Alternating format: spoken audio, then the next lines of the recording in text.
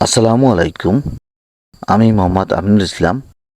এখন আপনাদের সাথে ভিডিওতে যে বিষয় নিয়ে আলোচনা করব সেই বিষয়টি হলো বেবিসিওসিস ও অ্যানাপ্লাজমোসিওসিস রোগের লক্ষণ, প্রতিকার ও আধুনিক চিকিৎসা নিয়ে এই ভিডিওতে আলোচনা করব।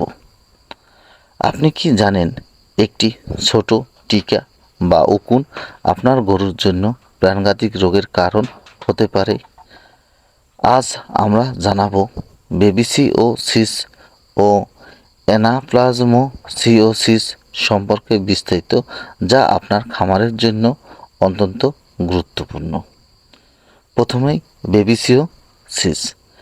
বেবিসিওসিস একটি রক্ত পরজীবীজনিত রোগ যা বেবিসিস নামক অণুজীব দ্বারা হয়। টিকের কামড়ের মাধ্যমে এটি গরুর শরীরে প্রবেশ করে এবং রক্তের লোহিত কণিকা ধ্বংস করে। বেবিসিওসিস রোগের প্রধান লক্ষণ: হঠাৎ জ্বর 104 থেকে 106 ফারেনহাইট পর্যন্ত হতে পারে। সবচেয়ে উল্লেখযোগ্য লক্ষণটি হলো প্রস্রাবের রং লাল বা কফি রঙের হবে, তীব্র দুর্বলতা ও শ্বাসকষ্ট হবে, চোখে মুখে ফ্যাকাশে বা হলদে রং হয়ে যাবে। আমরা ভিডিওতে যে গরুটি দেখাচ্ছি, এই গরুটির দেখেন পেচ্ছাপ কীরকম রক্তের মতো হয়ে গেছে এবং এই রক্ত পলিথিনে দেখানো হয়েছে। আপনাদের খামারের গাভীর যদি এরকম রক্ত দেখে থাকেন তাহলে বুঝতে পারবেন আপনার খামারের গরুটির এই রোগটি হয়েছে। এখন আপনাদের দ্বিতীয় রোগটির লক্ষণ সম্বন্ধে আলোচনা করব। অ্যানাপ্লাজমোসিস। এটি একটি অ্যানাপ্লাজমা ব্যাকটেরিয়া দ্বারা সৃষ্টি। এটি টিকের মাধ্যমে ছড়ায় এবং রক্তকণিকা ক্ষতি করে। এর প্রধান লক্ষণ: দীর্ঘদিন জ্বর, খাওয়ায় অনীহা বা কমে যাওয়া, দুধ উৎপাদন কমে যাওয়া, গরু দুর্বল হয়ে পড়া বা পড়ে যাওয়া। বেবিসিস রোগের আধুনিক চিকিৎসা: ইমিডাক্লোপ্রিডনেট নির্ধারিত ডোজ দিতে হবে। প্রয়োজনে রক্ত সঞ্চালন বাড়ানোর জন্য স্যালাইন ও ভিটামিন সাপোর্ট দিতে পারেন। অ্যানাপ্লাজমোসিস: অক্সিটোসাইক্লিন 3 থেকে 5 দিন।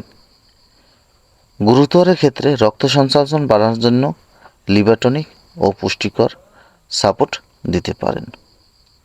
নিজে নিজে ঔষধ ব্যবহার না করে অবশ্যই একজন ভেটেরিনারি ডাক্তারের পরামর্শ নেবেন, কেননা আপনি সবসময় আপনার গরুর সঠিক ওজন নির্ধারণ করতে পারেন না এবং অনেক সময় দেখা যায় রোগের তীব্রতা কতটুকু আপনি বুঝেন না, কেননা আপনার খামারে এই রোগটি প্রথম হয়েছে এবং এই রোগটি সম্বন্ধে আপনার পূর্বের কোনো অভিজ্ঞতা নেই।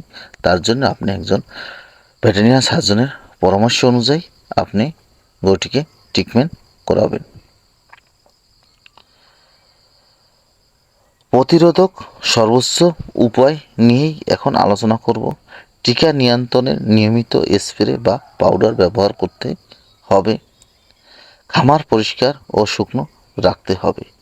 নতুন পশু কোয়ারেন্টাইনে রাখার 7 থেকে 14 দিন রাখবেন। নিয়মিত স্বাস্থ্য পরীক্ষা, রোগ প্রতিরোধ ক্ষমতা বাড়ানোর জন্য সুষম খাদ্য প্রদান করতে হবে। বিশেষ টিপ: বর্ষা ও গরমের মৌসুমে টিকা বেশি হয়ে থাকে। এই সময় সতর্কতা বাড়াতে হবে। অসুস্থ গরুকে দ্রুত আলাদা করুন। একই সুচ একাধিক গরুর জন্য ব্যবহার করবেন না, কেননা এই রোগ দুইটি যদি কোনো গরুর হয়ে থাকে, এই গরুর রোগের যেহেতু রক্তের মাধ্যমে ছড়িয়ে থাকে, তাহলে আপনি যদি একই গরুর বারবার একই সিরিঞ্জের সুইচ ব্যবহার করেন তাহলে আপনার খামারে ছড়িয়ে যেতে পারে। তাই আপনি কখনোই একটি সুইচ দিয়ে সম্পূর্ণ খামারটি ট্রিটমেন্ট করবেন না।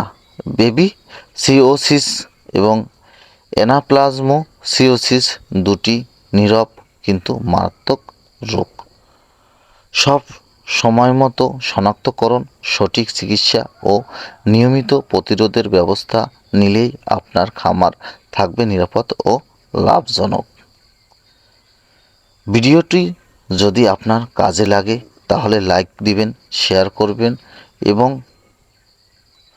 এমন আরও তথ্য পেতে আমাদের চ্যানেলটি সাবস্ক্রাইব করবেন। ধন্যবাদ। আবার দেখা হবে পরবর্তী